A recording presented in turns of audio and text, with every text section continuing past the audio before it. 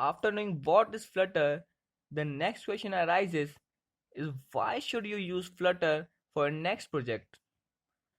The first thing I would like to consider is that it helps you to be highly productive as you can develop for iOS and Android both with just one code base.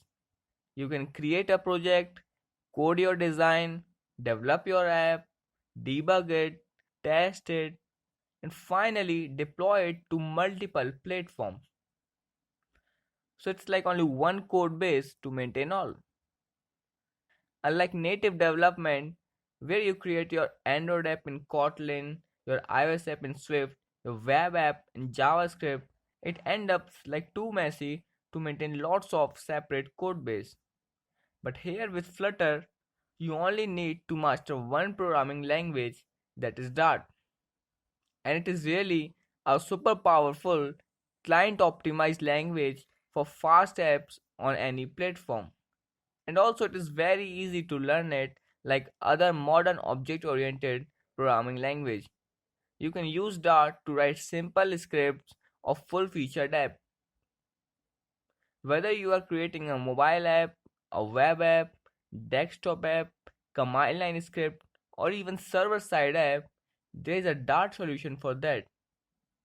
Today's flexible compiler technology lets you run Dart code in different ways depending on your target platform and goals.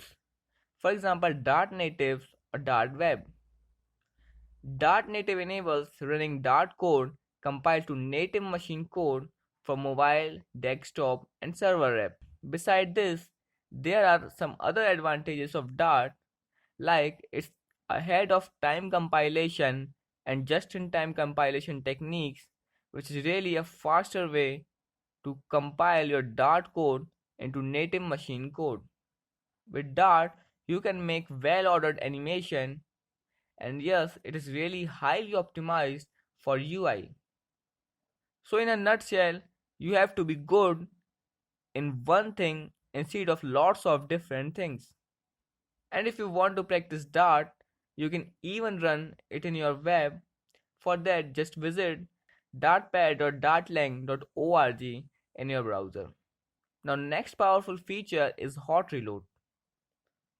The common problem that every developer faces during development is when you run your app and are waiting to see the changes in device. It usually takes up between 20 to 30 seconds between saving your code, running it, compiling it, and finally reflecting the changes into your app.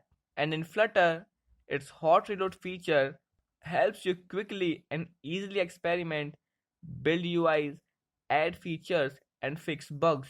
It actually works by injecting updated source code files into the running Dart virtual machine. After the virtual machine update classes with new version of fields and functions, the Flutter framework automatically rebuilds the widget tree, allowing you to quickly review the effects of your changes. So the instant you save your project, the changes will be reflected into your device within fraction of seconds. Apart from hot reload and single code base, there is another powerful feature of Flutter, that is it allows you to create highly customized user experience.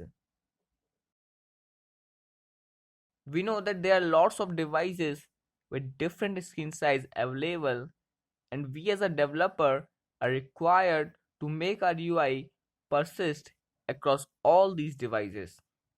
So if you guys are coming from native development, you might know well that when it comes to laying out the design of the app in Android and iOS both, we use the concept called constraint to organize the element in our screen. But there is a problem.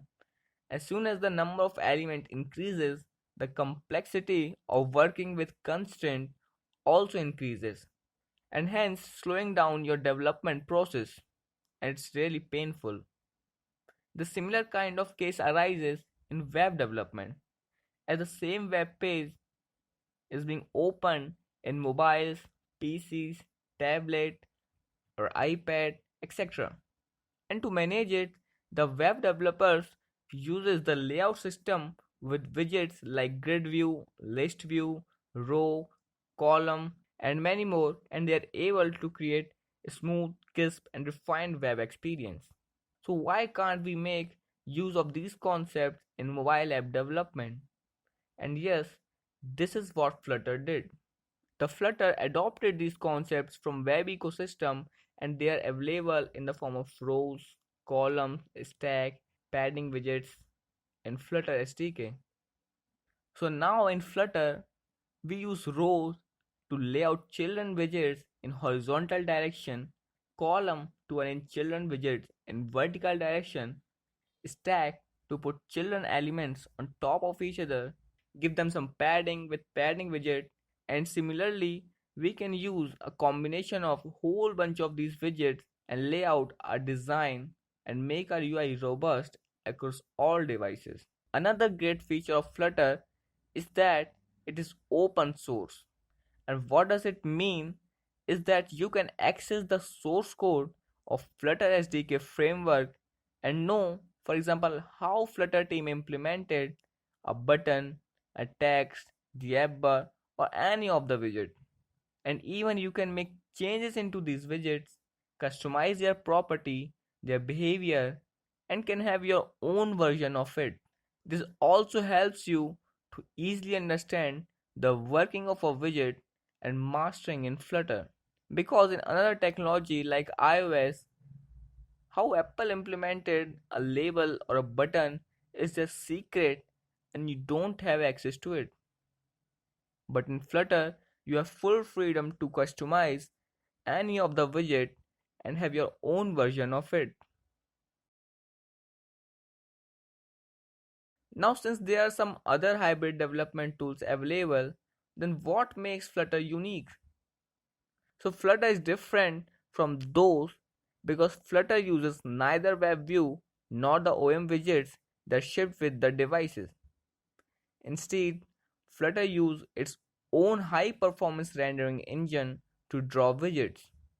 Because in WebView, you have limited access to platform APIs and also users are usually not satisfied with its performance, but with Flutter your app can be featured on both App Store and Play Store.